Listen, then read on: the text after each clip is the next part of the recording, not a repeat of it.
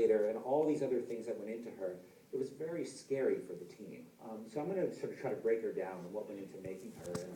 And we had a lot of very brilliant people. It's a whole, it really took a village to make her. But let's go down to the individual parts. So the first part we'll talk about is Human 101.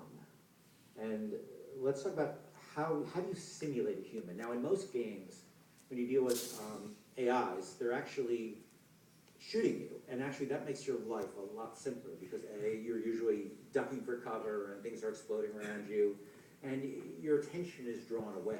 And I had a great conversation once with, we do this podcast where we interview people, and I did an interview with Guillermo del Toro, who directed Pan's Labyrinth and the Hellboy movies, and he said, and I won't try to do his accent, but he said that a great monster, I just tried to do the accent.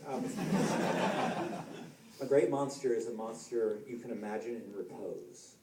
And what he meant by that is, you can see, like, not just when they're screaming and yelling and attacking you, it's one you can see just in their space. I think of the moment, like in Lord of the Rings, when Gollum is, in that well, and he's like trying to kill that fish, and and you just sort of see him singing and playing, and it's such a great moment because he's just sort of living in his own space, and that makes him real. So with Elizabeth, we knew that the actual parts, there's sort of three parts of her. There's the actual scripted parts, which are, we know there's something's going to happen, we know exactly how it's going to happen. That's actually a very small percentage of her time. And then there's the combat parts, which was pretty complicated, but at least we know people would be shooting at you, so we could have a little more leniency there. The hardest part is actually, was that just like the hanging out part, like when you were walking around the world, when you were exploring, because in a scripted game or in a movie, like, actors come with software, right? If you hire an actor and you say, hey, like, Ken, you're an actor, go walk around the desk and look at things and check things out. I just sort of know how to do that. I know how to pick glasses up, and I just sort of know what humans do. I know how to turn my head. I know not to cross my eyes, and I know those basic things. But Elizabeth didn't know any of that. So, let's see what the next slide here is. For instance, what is Elizabeth going to be interested in, when she walks around the world? So we had to, the designers and the AI people basically had to develop this system where they would tag things. So this is a painting of Lady Comstock, who's a somewhat important character in the game, on the left. And that's what the gamer sees. Now, if you imagine the Matrix, remember when Neo sees all the numbers and stuff at the end when he's getting all, piano-y? This is more what Elizabeth sees, in the sense that you see all those little eyeballs. That's the designers, John Abercrombie and Amanda Jeffries and her team, basically saying, Elizabeth, this is interesting to you. Pay attention to this. We really want you to see this. And if you go into the editor, all the objects in the world have most of the objects have some number of these. But there's also a bunch of sort of math that says, well, if you just looked at a picture a little while ago, maybe you're not going to be as interested in this. Or if somebody's shooting at you, or Booker decides to run to the other room, well, guess what? Don't sit there and be mad because he ran off, but you actually have to go with him, because at the end of the day, we want the player driving the experience. But Elizabeth, these kind of things sort of allow us as designers to give her a personality, have her express her interests. But that doesn't really work without some content.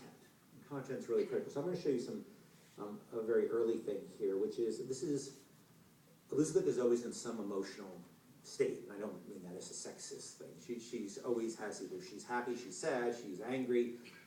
We always know what her state is. And that state is generally dependent upon either script things, like, I wrote a scene where something terrible happens or something funny happens, and we put her in a state.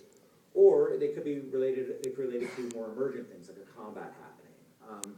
So if you look at this, this is just a little video that our animation director put together to show you just some of the animations for various states. And this is what she'll, she'll look a little weird when she's just standing there. And these also tie into vocal states too. So we'd have to record lines for her in many of these states. So we write a line, then we keep realizing, oh, what if she's what if she's mad? Oh, God, we got to go record another version of that line. And our actress, Courtney Draper, was very generous with her time. And because if we had a moment where, like, she's standing on top of a pile of dead bodies, and you say to her, oh, hey, Liz, can you open that door for me? And she's, God, I didn't see this part. And you say, can you open that door for me? And she goes over there like, no, sure thing. And here you go, Booker. It feels really weird. And you get that wrong once in the game. And reviewers, I'm not saying we never will get it wrong, so don't hold me to that. If you get it wrong once, it really will take you out of it. You know, anytime you look at Elizabeth and she's doing one of those companion AI things like this, or she's acting inappropriately, you really start to distance yourself from her, and that's something we got to be very careful about. All right, so let's talk about her combat behavior for a second. So